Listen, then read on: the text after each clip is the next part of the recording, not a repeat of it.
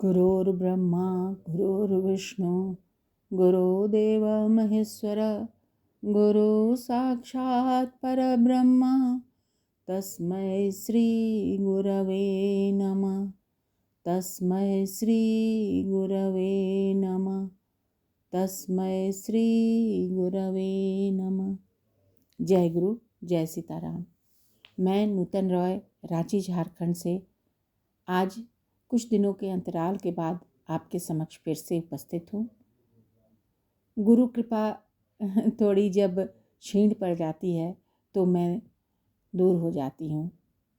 आज फिर गुरु कृपा से आपके सामने उपस्थित हूँ, उनकी एक भक्त की एक अनुभूति लेकर।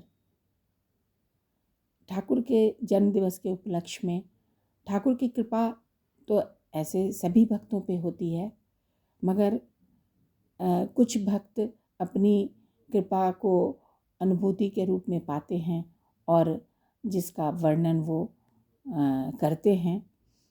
तो ये जो रांची से हमारी पत्रिका प्रकाशित होती है परमानंद की ओर, उसी का ये लेख है जो दिव्य जीवन से लिया गया है, ठाकुर द्वारा रचित। तो सुनिए। वर्ष 1955 की बात है। गोपालपुर में चातुर्मास हो रहा था ठाकुर का।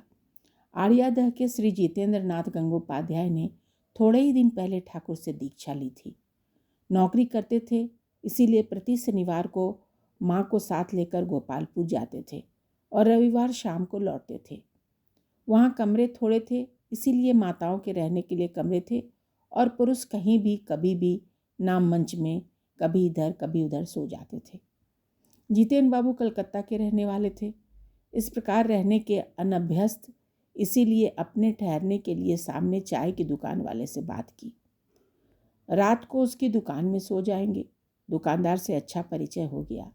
एक दिन दुकानदार बोला, बाबू आपके ठाकुर को निवेदन करिए ना कि एक बार वे मेरी दुकान में भी पदधूलि दें। जितेंद्र बाबू बोले, देखो भाई, मैं स्वयं भी अभी नया नया ही हूँ, मेरे बोलने से ऐसा क्या हो पाएगा? इससे तो अच्छा होगा कि तुम स्वयं ही कहो, क्योंकि तुम यहाँ के पुराने वाशिंदे हो। दुकानदार को संकोच हो रहा था। वह बोला, मेरी हिम्मत नहीं हो रही स्वयं कहने की, क्योंकि वैसे श्री श्री ठाकुर चाय पीने के विरोधी भी हैं, और यदि यह पता चल गया कि उनके पास आने वाले कई लोग मेरी दुकान में आकर चाय पीते हैं तो उनका स्वयं आना तो दूर की बात है, अन्य सभी को भी वे मना कर देंगे दुकान पर आने के लिए। तब तो मेरा रोजगार ही बंद हो जाएगा। तब तुम ठाकुर को अपनी दुकान पर लाना ही क्यों चाहते हो? तो दुकानदार बोला, बाबू सच बताऊं, मेरा मन कहता है कि उनके जैसे महापुरुष की पदधूलि पड़ने से मेरा व्यवसाय और अच्छा चलने लगेगा, और साथ में यह आशंका भी है ही। अतएव दुकान में ठाकुर की पदधूलि पड़ने का कोई उपाय समझ में नहीं आया। एक बार रात के समय जितेंद्र बाबू की माँ कुछ खाना नहीं चाहती थी। यह सुनकर ठाकुर ने जानना चाहा कि वे क्यों नहीं खाना चाहती और उनके साथ कौन आया है। माँ ने बताया कि उनका पेट ठीक नहीं है, इसीलिए वे खाना नहीं चाहती, और साथ में उनका बेटा आया है। बेटा कहाँ है, उसे बुलाओ। जवाब मिला कि उनका बेटा चाय की दुकान में सोने के लिए चला गया है। तो ठाकुर उठकर खड़े हो गए और बोले, चल तेरा बेटा कहाँ सोया है देख कर आए। रात के 12 बजे हाथ में लालटेन लेकर ठाकुर चाय की दुकान पर गए जितेंद्र बाबू को देखने।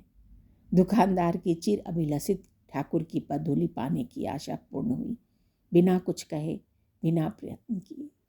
जय जय सीताराम, जय ठाकुर। ठाकुर की ये अनुभूति सुनकर हमें ऐसा ही महसूस होता है कि ठाकुर हर भक्त के हृदय की बात सुनते हैं और समय पर उसका निवारण भी करते हैं।